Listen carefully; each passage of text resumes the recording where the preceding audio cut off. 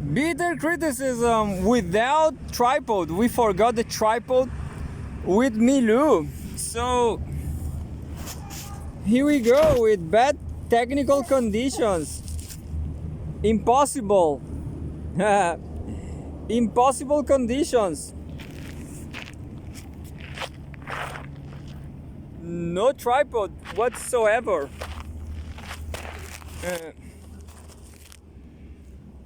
Trying to find the right angle just to read news. Yeah, just to reading news. I'm not sure if I'm still recording. Yeah, I am. So let's go. Woo, terrible conditions. Well, the conditions, the technical conditions are terrible, are awful, but the news are terrible too. we always have this news from Russia Today and CGTN. So that's why I have zero audience. But the most important thing to me is just to read a critical journalism about important things and to practice my English, and that's it. I don't wait nothing else from this world. I don't. I know it will be terrible. Oh, look, Luna just catch a horse leg. I will show you later. But anyway, April 11, 2024. Home World News. Real estate tycoon sentenced to death by fraud. Trong My Lan stole the equivalent of 4.69% of Vietnam's GDP. Whoa, that's a huge number. Of Vietnam's GDP in a decade-long embezzlement scheme. Embezzlement. Look, I'm not joking with you. Somebody, I'm not sure if Luna itself, she got a horse or a donkey leg. It's not the whole leg, but that leg over there doesn't seem that leg came from a store, a butcher store. Understand? This leg is from the wilderness. So maybe over there somewhere there's a horse corpse. Maybe. Who knows? Home World News. So yeah, corruption. This is from Russia Today. Real estate tycoon sentenced to death by fraud. Yeah, that's that is kind of, that is super, how to say it, that is a very harsh sentence. Is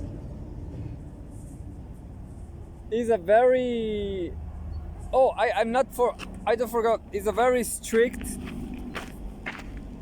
I will show you the Luna's leg. Look.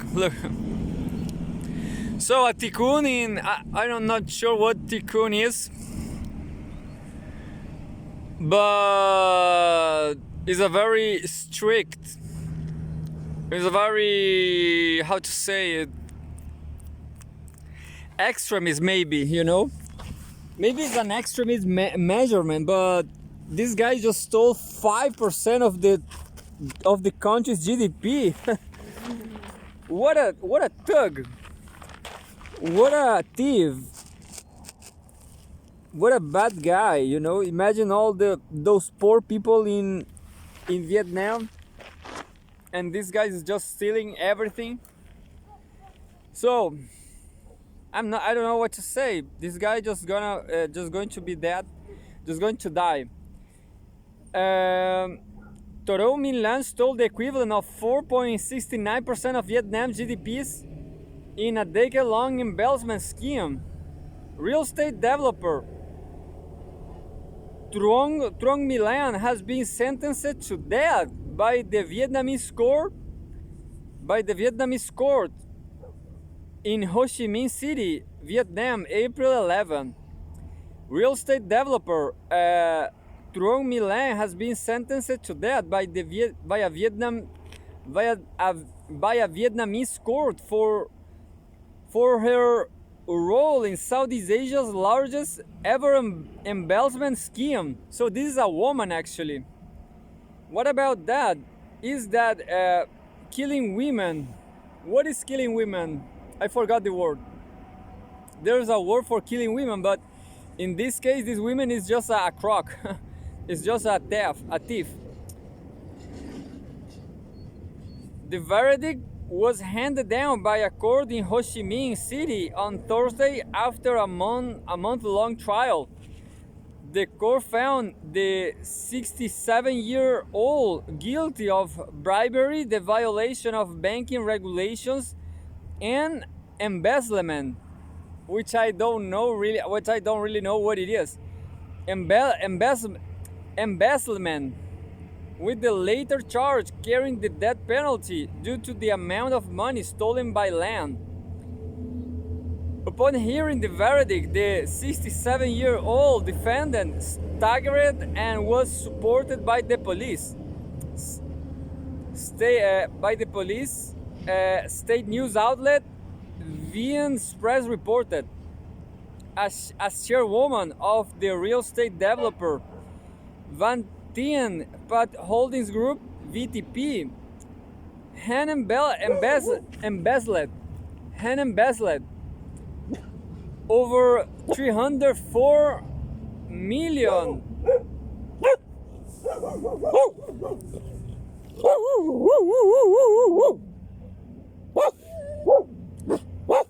Are they the Akitas again? I'm not sure if the Akita are coming. Go away, motherfuckers, go away.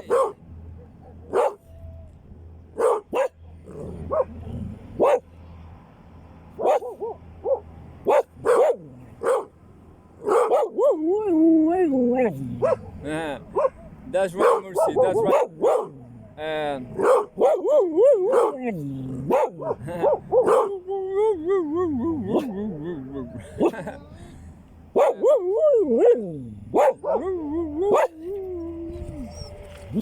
What's going on?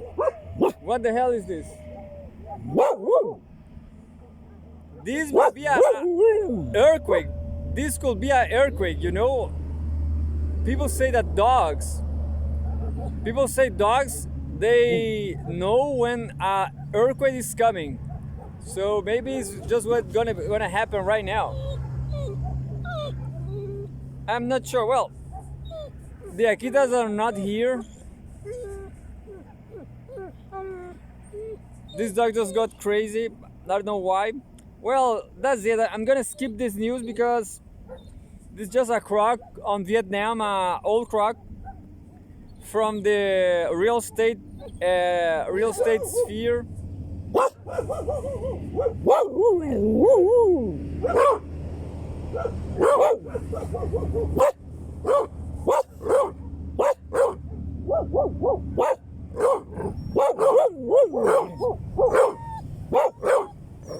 You know, I prefer Mursi.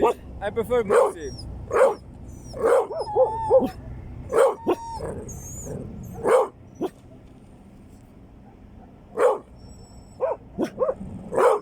Tommy, shut up. I will stick with Mursi. Home Africa, April 10th. La colonisation, French history of death, torture, and indescribable violence in the peril of its evil empire. Many issues arising from France's colonial crimes in Algeria have still not been resolved. Every year, Algeria remembers the colonial crimes committed by France against the Algerian people. The North African country commemorates several such dates throughout the year. February 13th, the day of the first nuclear test, July 5. Independence Day, November 1, Revolution Day, which marked the beginning of the 8-year independence war of 1954, 1962, and December 11th, the day on which mass demonstrations started in 1960 and were brutally suppressed by French troops. Algeria's colonial period lasted for over 130 years, but the nation didn't give up on its dream of breaking free from colonial oppression. Algeria's sovereignty was finally recognized in 1962, but independence was won with a great deal of blood. According to official Algerian data, about 1.5 million local residents died in the war with France, 1954 to 1962. It was 8 years of war. About 1/6 of the country's population at that time. That was a lot. That was terrible. Addressing the people on the occasion of Independence Day in 2021, Algerian President Abdelmadjid Tebboune recalled that the French colonialists were responsible for the most cruel violence, murder, and destruction in Algeria. Historians estimate that from 1830 to 1962, the colonialists caused the deaths of over 5 million people. That's incredible, including those who died as a result of contamination from nuclear tests. In the 1954 to 1962 war against the National Liberation Front, the Front de Libération Nationale (FLN), the French used civilians as hostages and human shields. Historians have documented numerous cases when French colonialists exterminated entire villages. They resorted to electric shock torture.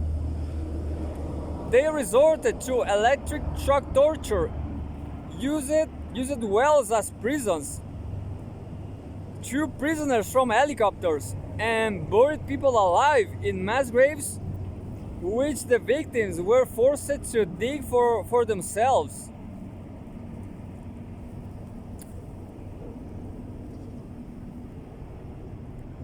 Terrible, terrible country, France. The European invaders used the most sophisticated and cruel methods of torture. I guess YouTube will censor this very video because this is just too much. Le Musée de l'Homme in Paris still houses 18,000 skulls acquired from the dependent territories, of which only 500 have been identified, according to French media. Most of these skulls are not publicly exhibited.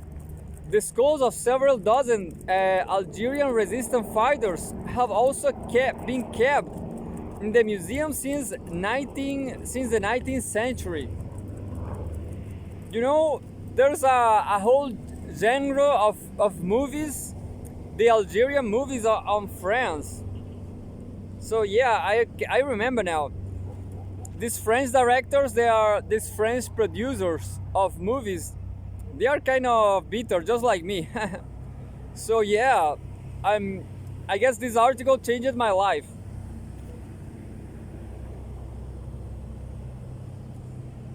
France's colonial crimes affected not only people but also Algeria's cultural and historical heritage. That's what I was talking about yesterday. Uh, African culture is always it changes forever since colonization, so you cannot. So what I say is that communism it will be better for all mankind. So maybe this colonization culture in Algeria is not that great, you know,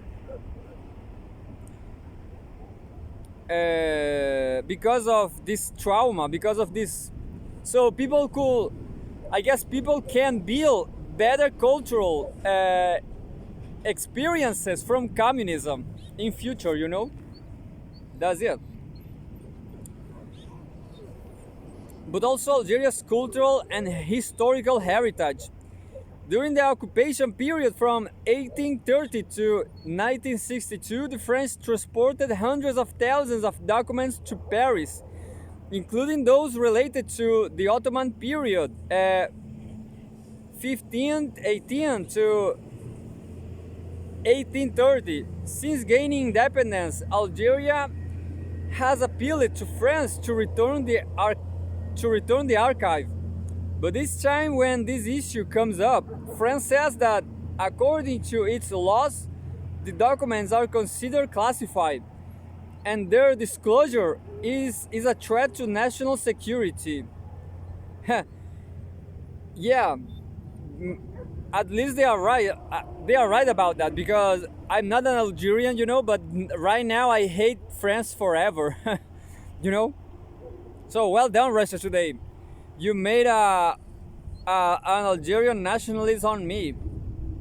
Maybe a terrorist, but I will shut up. The French invasion, French intervention. The French invasion of Algeria in 1830 marked the beginning of the European countries' extensive colonization of Asia and Africa territories. The occupation process stretches on for several decades, as the local population put up an active resistance. At the beginning of the 19th century, Algeria remained under the nominal rule of the Ottoman Empire, to which it regularly made tribute payments. However, the country retained much of its independence when it came to external political and commercial contacts. During France's Italian and Egyptian campaigns, 1793 and to 1798, Algeria supplied Paris with wheat on credit. In the following decades, however, France refused to pay the debt, which resulted in major disagreements between the two countries.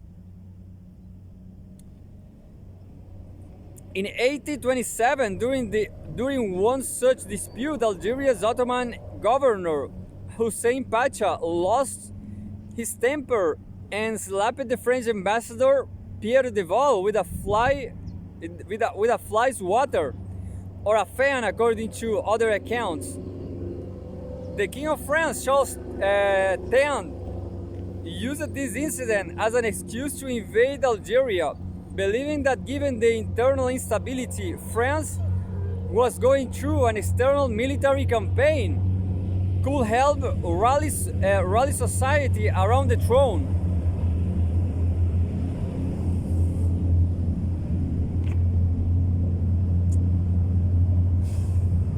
You know, I'm so ignorant. I didn't know that France in 1827, it was a monarchy again. I'm so ignorant.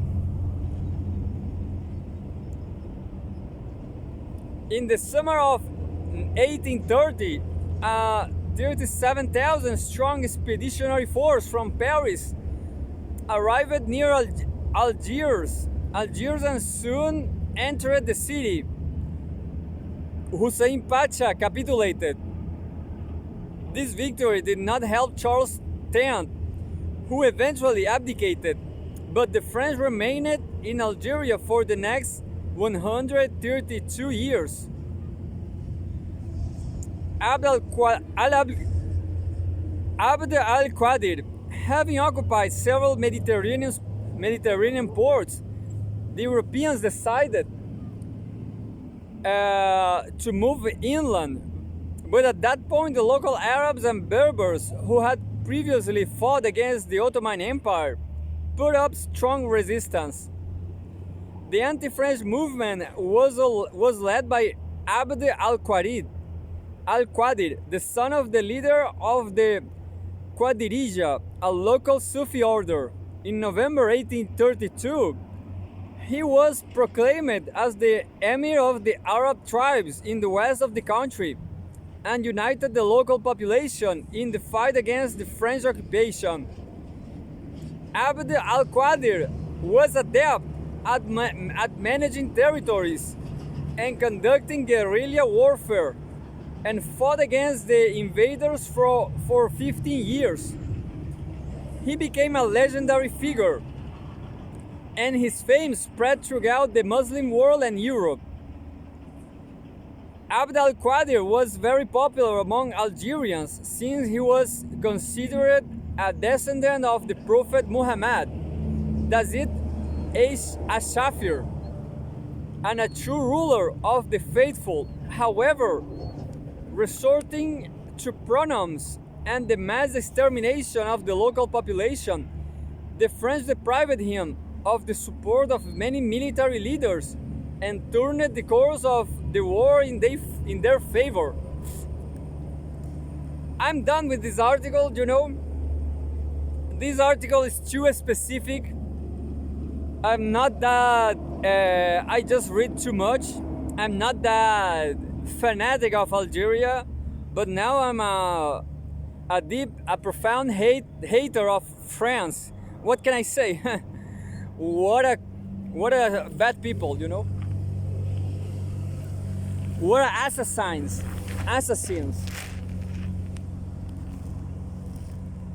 What a disgust experience. So yeah, I don't care much about France. I never did, but right now I hate France. I hate France thanks to Russia Today. What about that? So we have more headlines. April 11, Home News. Fyodor Lukyanov. Iran's present could be Israel's future. I guess this guy is not such a good writer, but I'm gonna read it anyway. I don't care much about Israel and Iran, but here we go. The Jewish state can't change its location, so it must learn to embrace the Middle East. Fyodor Lukyanov. Iran's presence should be Israel's future, because Iran is kinda isolated. I guess that's the question here. The Middle East is waiting for another big event. Iran's retaliation for the nominal anonymous but clearly Israeli attack on its consulate in Damascus.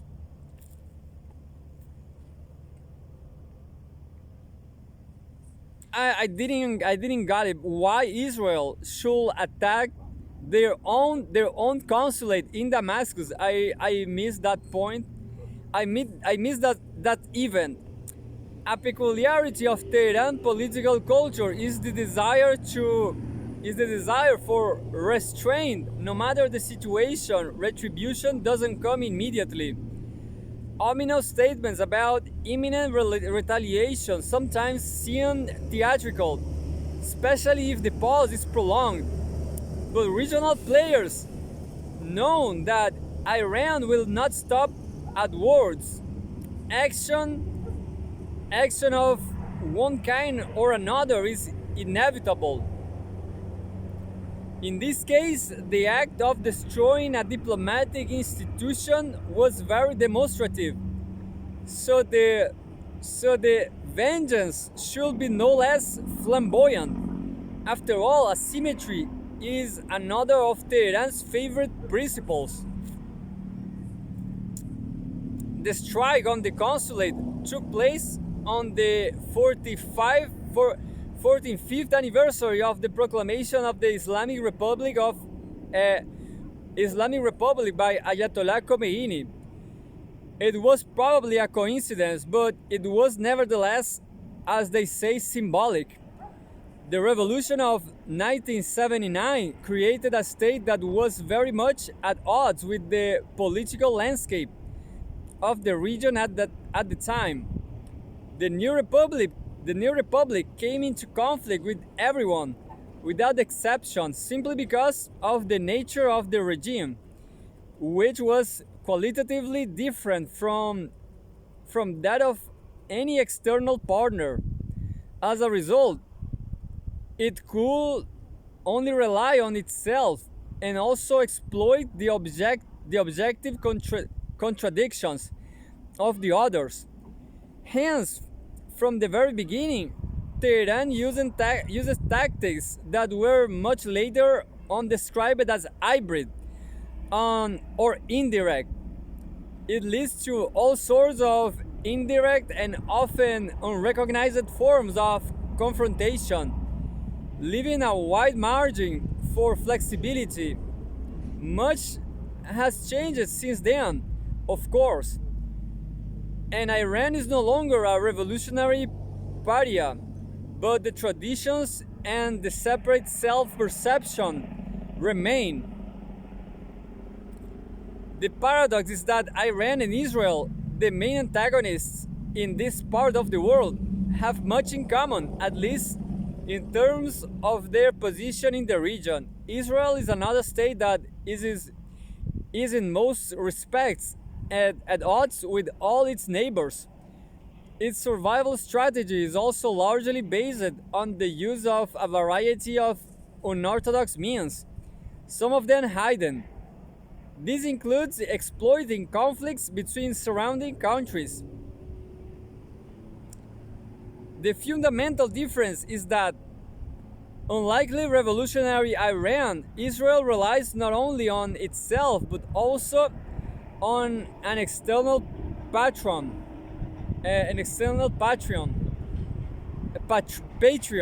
the United States. The genesis of this relationship is obvious.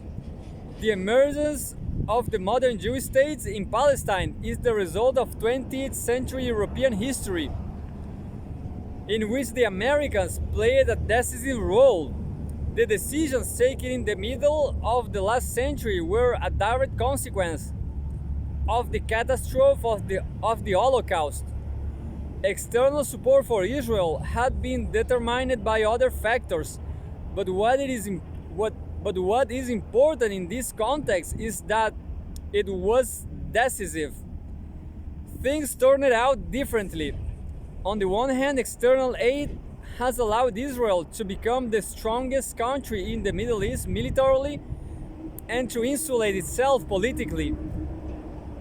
On the other hand, in almost every conflict involving Israel, major external players have inevitably intervened to serve their own interests, which have not necessarily coincided with the country's aspirations. This deviation isn't motivated by an interest in the past, but by a desire to understand the present and the likely future. If external patronage is seen as a prerequisite for Israel's success, then change can take place. The intensity of the current confrontation in Palestine is extremely high. The concentration of violence and the extent of the obvious damage are great. This is so significant that outward rejection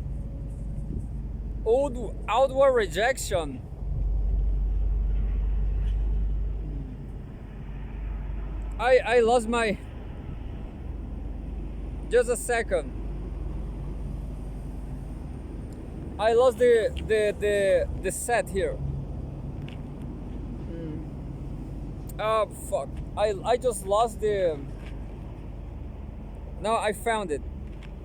But you know, I'm gonna leave this article here because I don't like this. I don't think it's so great.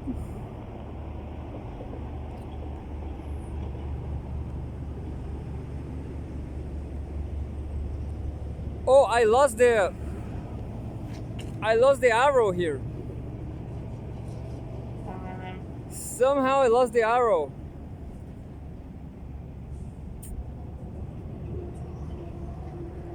So yeah, I'm gonna just skip it.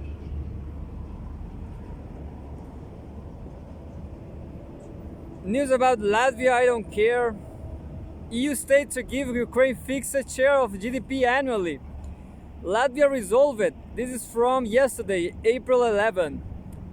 Latvia resolves to provide Kiev with military aid equivalent to 0.25% of its GDP each year as part of new agreement with Ukraine. Poor Ukraine, poor Latvia. They just lost and they don't know, I guess. Well, Europe is going downhill. It's going down on war. April 11, Moscow slams IOC chief over anti-Russia campaign. Thomas Bach's actions should be investigated, according to the country's foreign ministry. I don't care about all this news. World news, April 11. Assange marks 5 years in British prison. That's I'm gonna read because Assange is just one of us. But I'm super irrelevant. I'm just a native speaker of English, you know. That's what I am. Assange marks 5 years in Britain prison.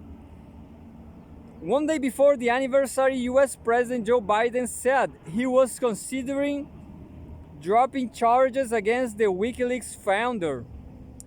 A demonstrator holds an image of Julian Assange during a protest outside the Royal Courts of Justice in London, Britain, February 20, 2022. Yeah, you know, who cares about... Everybody knows, you know, what the United States did in Iraq. They just kill everybody, you know. Everybody knows it. Why the United States, why NATO did in Libya. They just kill everybody, you know. It's just what they always do. So free Assange, you know.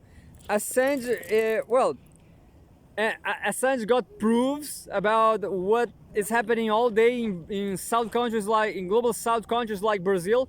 You know, in Brazil, there's just Iraq every year, all day long. You know, in Brazil, it's just like Iraq and Libya all day long in the slums. You know, so I just don't get it. You know. Police, Brazilian state is killing Brazilians, so who cares, you know? Who cares? The United States is killing Iraq. Well, it's just what they do always, you know? It's just what they do everywhere. So free Assange, and Assange, go do something else. Oh, well, so that's it. That's my hard critic, my bitter criticism on Assange and the United States. I prefer to move to Hainan instead, you know, with a beautiful woman, a beautiful, skinny, small, nice, smiling, dark brown woman. Some Chileans are just like that. I love this. I will tell you, I love my classmate. You know, I have a classmate, and she's just super smart, super intelligent. He is even more fluent in English than me. Well, if you know my class, if you are from my class, you know who it is, you know, but I will not say her name. because I guess she don't like me. Anyway, April 11, 2024, home Russia and former Soviet Union. Most Russians believe in aliens. This is great. This was a poll. Three quarters of respondents say the existence of sentient life forms on other planets is possible. And well, just like me, so in my childhood I saw some UFO, and I know they are there. I saw them. I saw a triangle ship. They wanted to kidnap us. We were 3 kids. You know the story, I guess. They couldn't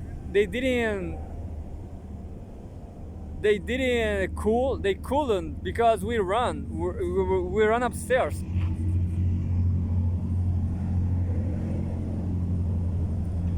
Three-quarters of Russians believe the existence of sentient life forms on other planets is possible. A survey by the Russian Public Opinion Research Center, VTZium, has revealed ahead of International Day of Human Space Flight on April 12. The figure represents a 14 increase compared to a similar poll carried out by VTCM in 2008. Some 36% of respondents believe in the existence of intelligent life forms from outer space, while 39% said this was possible but unlikely. So so most of people don't believe that. Meanwhile, one in 5 people dismisses the prospect of alien living on other planets as virtually impossible. According to the poll, 66% believe that people will live on other planets in the future.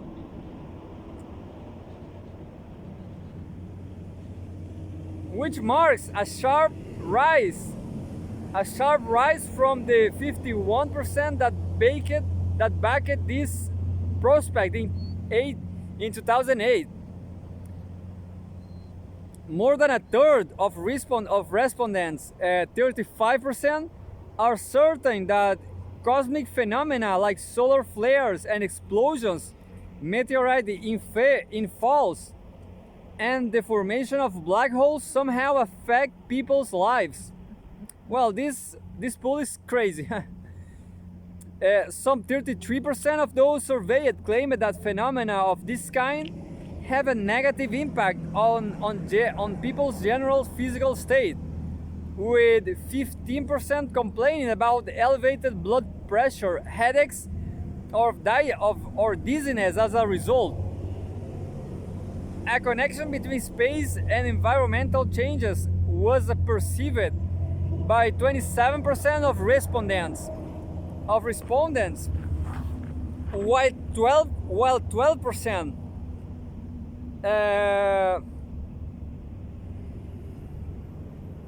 while 12% linked climate and weather changes to cosmic phenomena.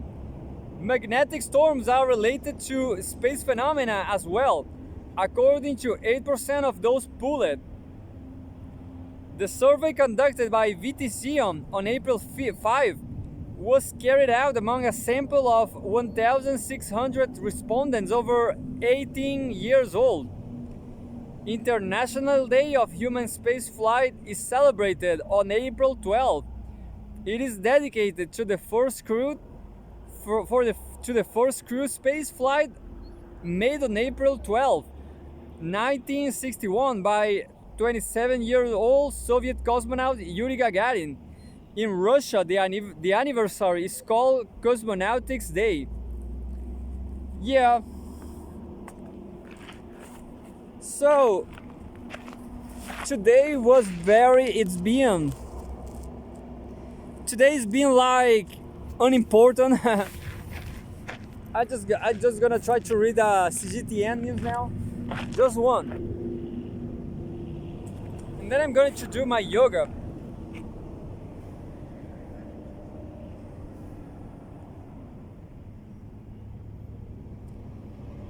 China's March CPI up 0.1%, PPI down 2.8%. Economy.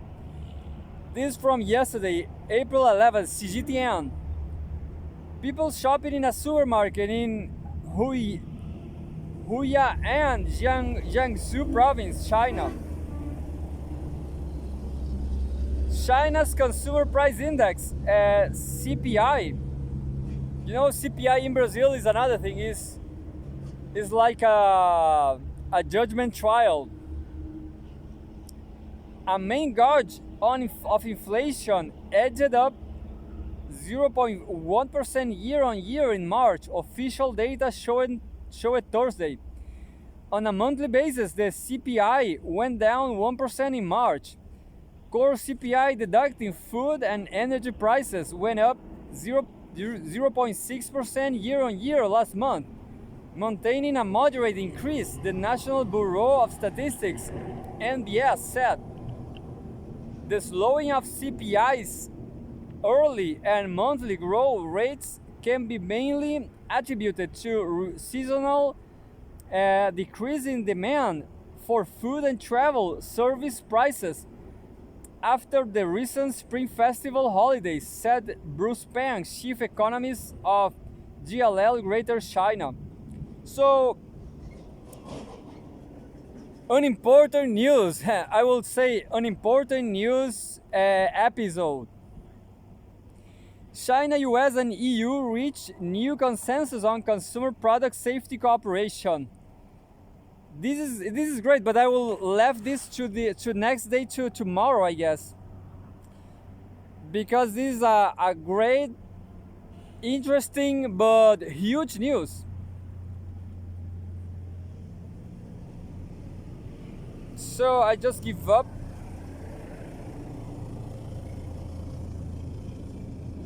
I will do my yoga with my friends here.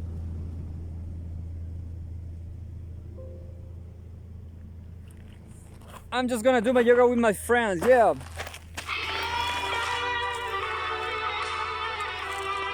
Yoga time. Yoga time, Milu. Another red letter day. Soon the powers drop and the sugar are creating. The other house ran away. Taking all the cash to leave you with the lumber. Gotta pay the checks, doctor on strike. What you need is a rest. It's not easy, love. With your friends you can trust. Friends will be friends. When you need a love, they give you care and attention. Friends will be friends. When you truly like and all hope is lost, all around your hands. 'Cause friends will be friends. These dogs over here, they escape. They're always escaping. They are always escaping.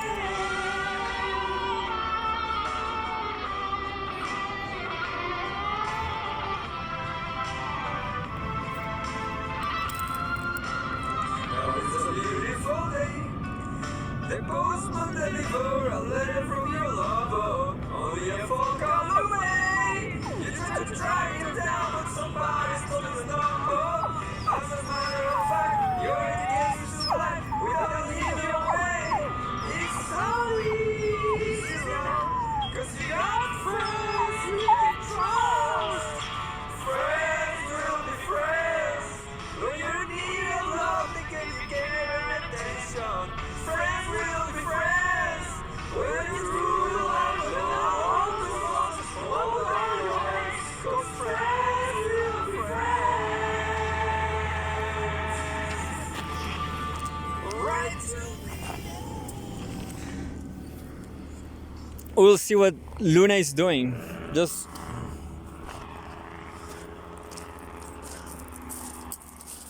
look, Luna has a camel. I don't know. That's impressive. Look.